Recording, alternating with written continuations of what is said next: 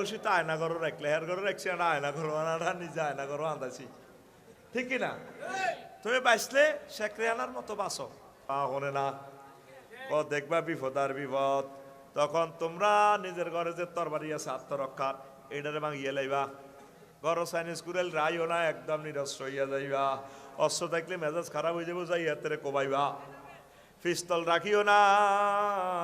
Licence করা পিস্তলের দরকার নাই এটাও ভাঙিয়ে লাইবা নবীজি বলতেছেন ওয়াকুদ ফি বাইতিকা ঘরে বসে থাকবা ঘরে বসে আবাদত বন্দি কি করবা গত্তুন বার হইও না ওয়াত্তাকি সাইবান মিন খাসাবিন তোমার তরবারি রে কাঠের তরবারি বানা লাইবা মানে এটারে ভাঙিয়ে লাইবা আসেন ফেতনাগুলো আমি বলবো আস্তে আস্তে আর ফেতনা থেকে শুধু বাঁচার কৌশলটা একটু বলে দিচ্ছি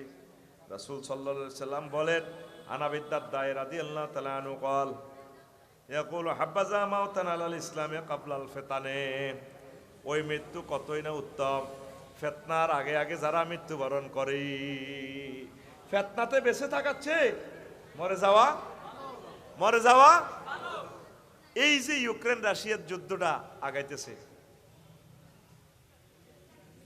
ফিলিস্তিন সিরিয়া ইয়েমেন জর্দান ফায়ারিং ফ্লেটে আছে বিশ্বযুদ্ধ অত্যাসন্ন আপনারা তো বাঁচার স্বপ্ন দেখতেছেন আমি তো কোনোরকম ইমান লই যাইতে পারলে এই স্বপ্নটাই দেয় আল্লাহ কোনোরকম মরবার সুযোগ দাও ইয়ে তামার রাগো কা তামার রাগা দাব বাতু মানুষ এমনভাবে মৃত্যু কামনা করব কবর দেখি যেভাবে কুত্তা গড়াগড়ি করে কবরের মধ্যে এইভাবে গড়াগড়ি করবো আল্লাহ আরে মারিয়ালার না কিনলে বাসায় রেখলেন এই ফেতনা কোথায় কি খামো কেমনে চলিয়ে রোড নাই ব্রিজ নাই বিশ্বযুদ্ধে পরমাণু হামলা সব তো এলোমেলো আল্লাহ ইউ আল্লাহ মারেন নাও এই যে যারা 16 বছর ক্ষমতার স্বাদ খাইছে আহা রে জীবনটা রুডা লইতাইছে কি লইতাইছে কতদিন রুরে শীতকে আল্লাহ মারিয়ে লাও এত বড় রাজত্ব তুই চলিয়ে রুডা লই যাও ইউ আল্লাহ কিনলে অঘোষিত আয়না ঘর রাখলে হের ঘরে রাখছি না আয়না ঘর আনারা নিজে আয়না ঘর আন্দাছি ঠিক কিনা তুমি বাঁচলে শেখ রেহানার মতো বাঁচো খাইবার দাইবা কোনো টেনশন নাই কোনো বিরোধিতা নাই ঠিক কিনা চুপচাপ থাকবে শেখ রেহানার মতো কোনো ফেতনাতে অসুবিধা নাই তোমার কেউ মারতো না কথা কি বুঝছো নি ফেতনা কি জিনিস নবীজি কয় মানুষ নিজের প্রাণটা দেওয়ার জন্য কবে আল্লাহ লই যাও কবর দেখি কানবো আল্লাহ আয় যদি এক কবরও থাকতাম এগুলো হাদিস থেকে বলছি ফুললি সবগুলো হাদিস বলতে গেলে সময়টা কাভার হবে না আসেন নবীজি বলছেন ফিতনার সময় কেমনে থাকবে বাইসবা কেমনে আনু যায়বা ইবনে ইয়ামানে রাদিয়াল্লাহু তাআলা আনহু قال قلت يا رسول الله ما تأمرون إن أدركت ذلك তানিল ফিতনা ও নবী হুযায়ফা ইবনে ইয়ামান ফিতনা সম্পর্কে সবচেয়ে বেশি হাদিস বর্ণনাকারী রাবী সাহাবী তিনি বলেন আমি আল্লাহর রাসূলকে বললাম নবী ও নবী আমার এই ফিতনা পাইয়া গেলে আওয়াজ পালিয়া লক্ষ্মীপুর তারপরে নোয়াখালী শহরে সদরে আমি তখন কি করতাম হুজুর আমি কেমনে বাঁচতাম ওয়ালা তালজাম জামাতাল মুসলিমিন তুমি মুসলমানদের দলের সাথে একসাথে লেগে থাকো মুসলমানের দলে তো বাইর হইও না ওয়া ইমামাহুম মুসলমানের যিনি ইমাম আছেন তার সাথে লেগে থাকো তাইলে তুমি বাঁচবা কুলতু ফাইল্লাম ইয়াকুল্লাহুম ইমামুন ওয়ালা জামাতুন ও নবী যদি আওয়াজ বালিয়া সে সময় মুসলমানের কোনো জমাতে না থাকে মুসলমান বেশি নাই মরি গেছে তাকে কোনো ইমানও নাই কোনো দলও নাই ইমামও নাই দলও নাই তাইলে আমি কি করতাম কল ফাতাজিল তিলকাল ফিরাকা কুল্লাহা তাহলে তুমি সব দল থেকে তারা যেহেতু দলাদলি করে জমাত নাই তুমি একা একা থাকো ওয়ালামান তাআদ্দা বিআসলি শাজারাতিন হাত্তা ইউদরিকাল মাউতু ওয়া আনতা আলা যালিক আর তুমি গাছের গোড়া ধরে শিকড় ধরে লেগে থাকো কোনো দলের দিকে যাইবা না একা একা বাড়ির মেঝে করে শিকল ধরি থাকবা গাছের শিকড় ধরি থাকবা একা একা থাকবা তাহলে তুমি ফিতনা থেকে বাঁচতে পারো কি হাদিস আল্লাহ রসুল বলে গেছে আপনাদেরকে বাঁচার জন্য এটা সহিহ আল বুখারীর হাদিস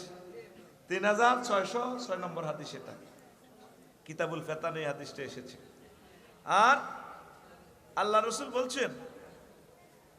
কারা বাঁচবে ফিতনা থেকে কয়েকটা টিপস আপনাকে বলে দিচ্ছি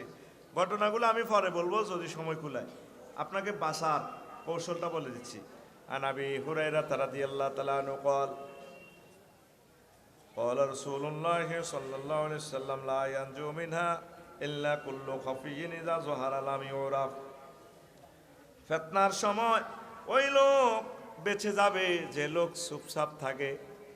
একা একই থাকে, অপরিচিত, নন ভাইরাল ব্যক্তি, নন ভাইরাল। যদি সে ওয়াইন জালাসা লাম ইউফতাকাত, যদি সে তারপরে কোনো মজলিস থেকে চলে যায়, কেউ বুঝবে না যে কোনো অসুবিধা নাই।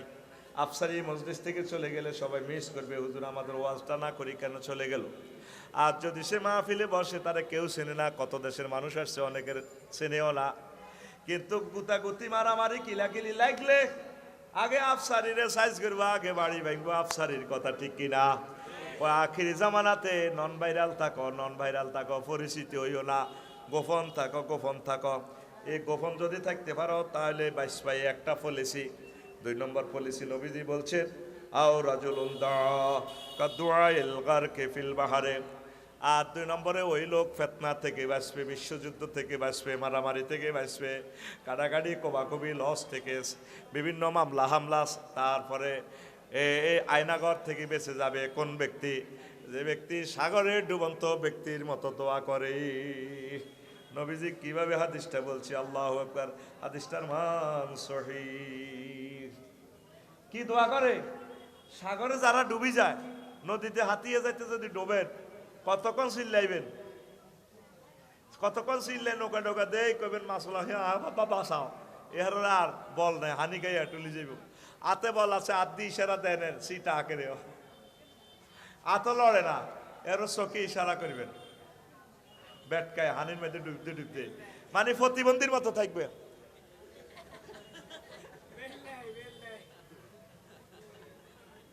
কি এর মতো? বাজারে যদি কিছু জিজ্ঞাসা করে, তুই আসিলি নি রে, এতে লোল হালা দিবি, প্রতিবন্ধীর মতো থাকবি, বা হাতে কাটা নেই মিলে যাবি। তোর বাড়ি কনে রে?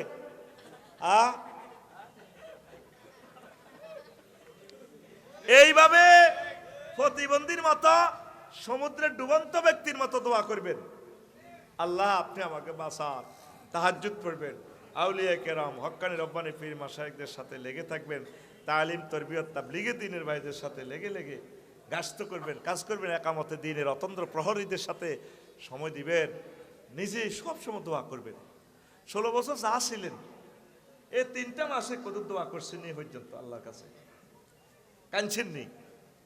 কত মিছিল আর